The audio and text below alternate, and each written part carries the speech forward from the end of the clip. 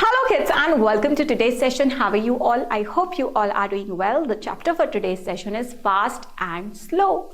Now these two words tells us the speed of something or someone. Suppose in the morning you see a man who is walking very fast. That is, he's moving quickly.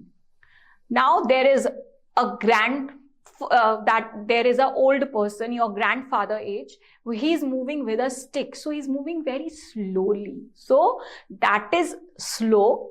And the person who is moving quickly, that person is fast, he's running, so he's moving quickly. And on the other hand, that old person is moving slowly. So this is the difference between fast and slow. Now if I ask you, have you ever visited any village? There are bullock carts, so there is no other vehicles to move from one place to another within the village. So there are bullocks or there are horse carts, so these vehicles move slowly.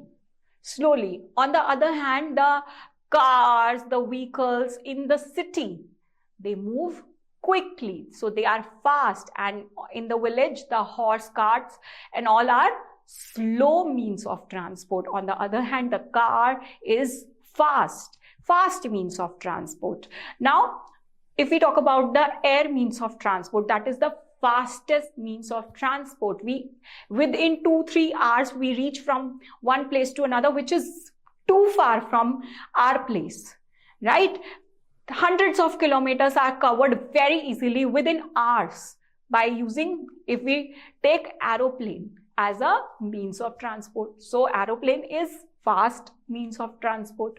So this is the difference between fast and slow. On the other hand, the cycle moves slow. So this is the difference between fast and slow. Now question is given to you. You have to answer. You have to write F for the object that moves fast, and you have to write S in the box given to you for the object which moves slow. So there are two objects given to you. There is bullock cart and there is a car.